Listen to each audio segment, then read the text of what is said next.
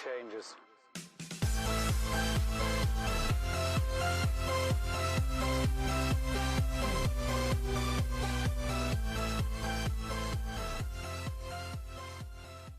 Hey, what's up everybody? Welcome in to the channel. And this is kind of a video that I have made many years ago, but a lot of you are new to the channel.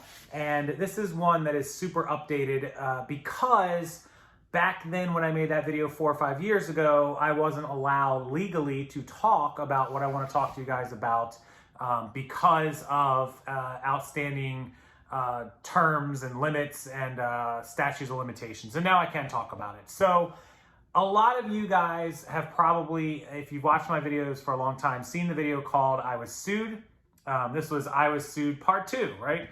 So let me give you guys a little history, backstory of my business. So back in 2010, 2011, I've been a reseller since 2007, 2008, 13, 14 years. So any of you guys that, think of like the OGs of reselling, whatever, there's a lot of them, but I really have been reselling as long as almost anybody you'll watch, except for the real old timers. There's a few of you out there, 20 plus years. So I sold in the summer of 2010 all through, like 09, 10, 11, and 12. For about 3 to 4 years, I specialized in electronics and cell phones and tablets, things like this and obviously the thing I'm recording on from you. We bought all of them. That was kind of the heyday of iPhone and Android explosion. Remember, the first iPhone didn't come out until 2007, 2008.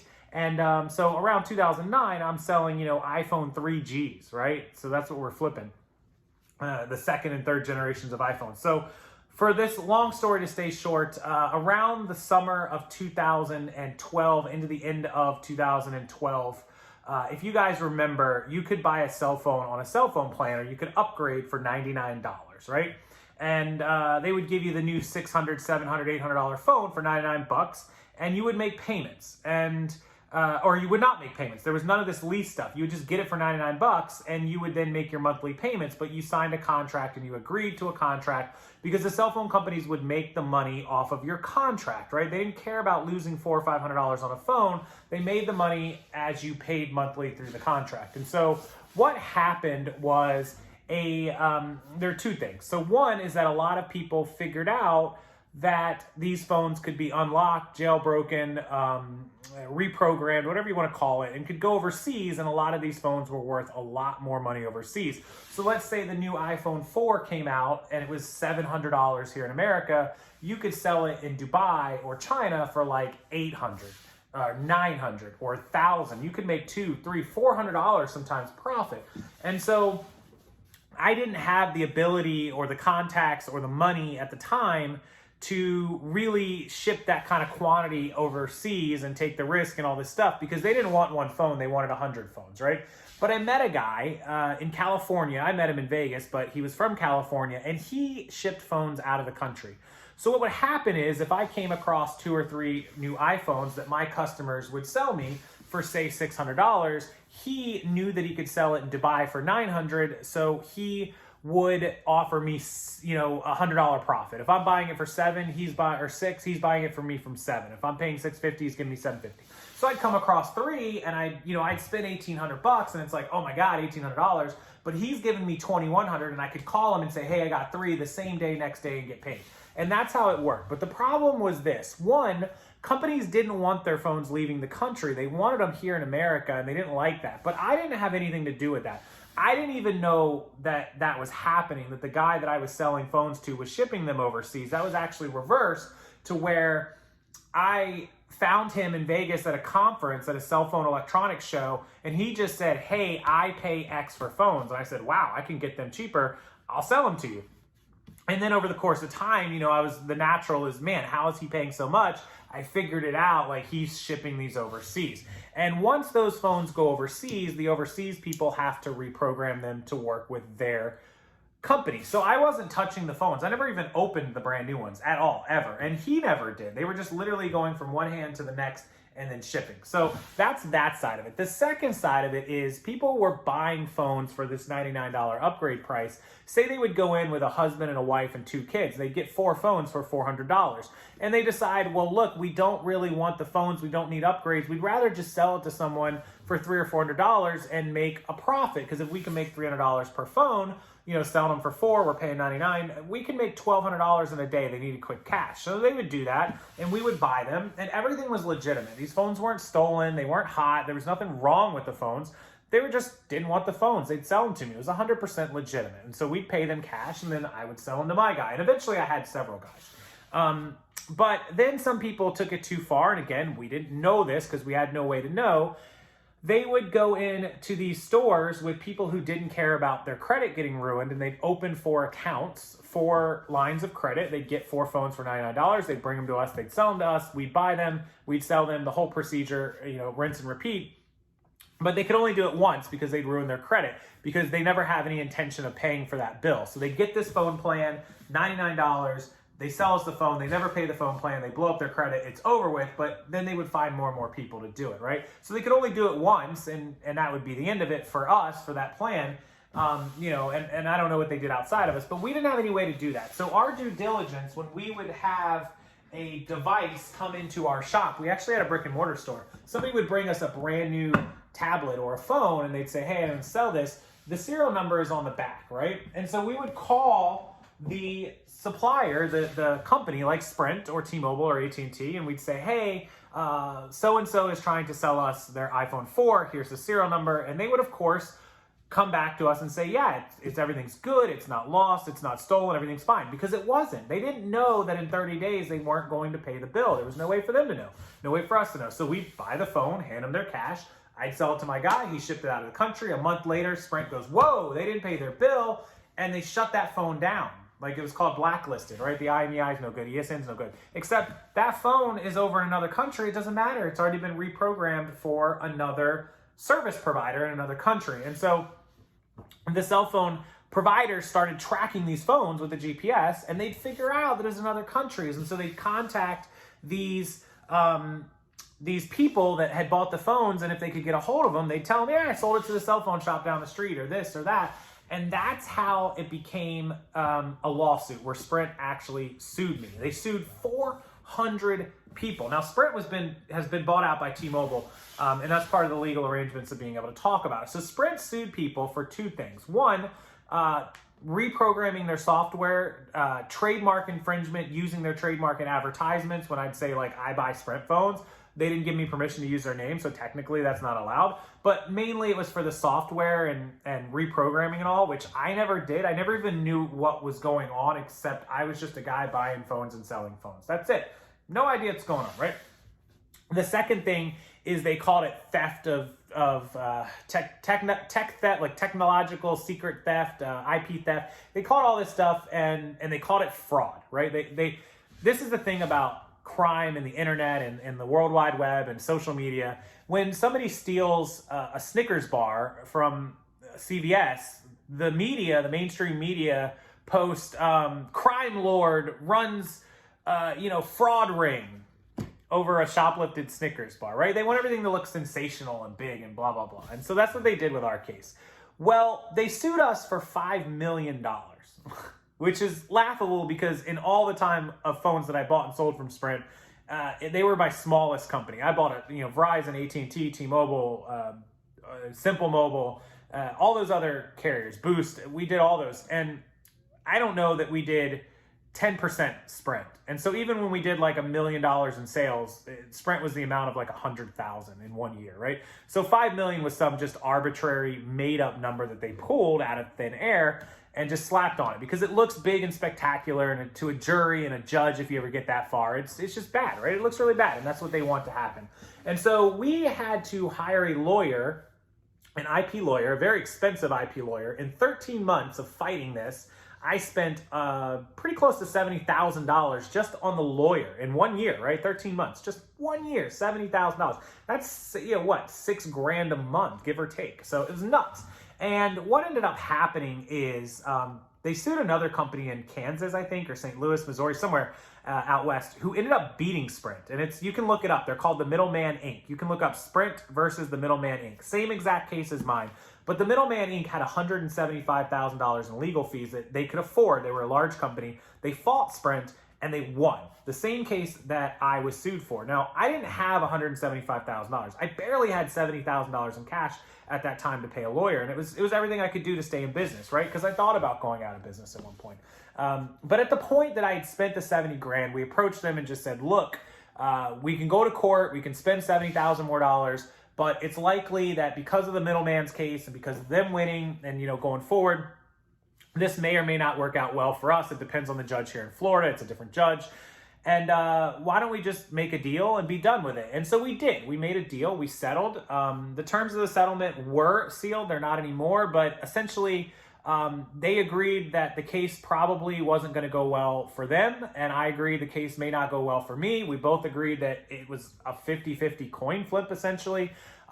We wrote out some agreements of things that I agreed to, things that they agreed to. We signed it, we sealed it, and we walked away. And that was the end of it. And let me tell you, it was a lesson. It's a lesson that I've learned and I pass it along to you guys, that anybody can sue anybody for anything, even if they're wrong. And when we look back at the middleman case, Sprint would have lost that case. They would have lost to me, but I would have had to put out another $70,000, $80,000, $90,000 in legal fees for another year. The middleman fought for well over 2.5 years. You can look it up. And so at the end of the day, that case gets sealed. Now, I have all the paperwork in my safe from the Sprint files. I also have it saved on my other computer and some files that, you know, I had in a hard drive that I still have to this day. And so when you go on the internet and you look me up, it says, you know, I lost to Sprint and owe them $5 million. Well, clearly that's not what happened.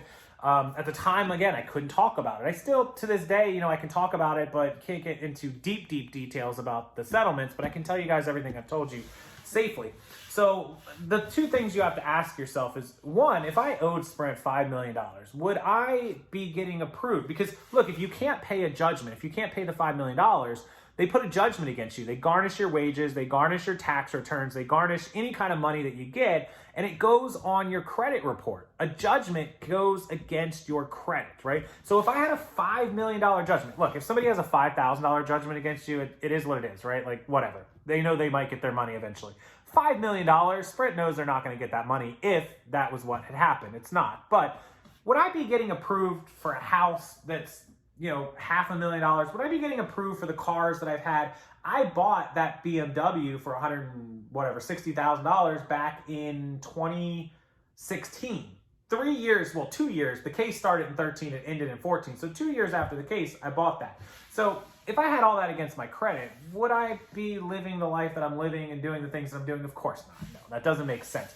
But people on the internet like to troll and like to put that stuff out there. So that's the first thing you have to ask yourself. So clearly, there's no judgment against me. I don't owe Sprint $5 million. I don't owe anyone any money except for my normal everyday bills, house, cars, whatever. The second thing you have to ask yourself is, why did Sprint put all that stuff out there, fraud and all this stuff, when I just explained to you exactly what happened in the case? Well, it was to sensationalize it for what they thought would end up being a judge or a jury. Now, we didn't make it that far. We settled out of court, and that's pretty much the end of it. That's the end of the case and the done deal. But to this day, because I, you know, became bigger on social media, people try to link that story. Oh, Rockstar's a fraud. Fraud with Sprint. Fraud. Get out of here. Would I actually approach this? So look, there's a well-known YouTuber, social media influencer, who every time they are presented with negativity or negative talk about their negative crap business, they run and hide on social media. We all know who we're talking about. They go dark, but I don't. I'm right here. I'm an open book. I'll talk to you guys. I have all the papers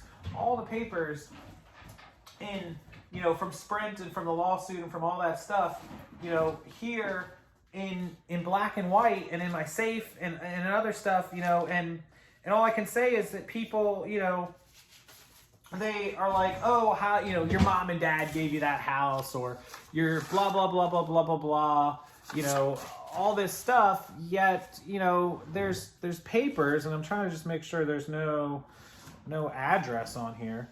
And in fact, I could probably black this out for you guys, but I can cover it.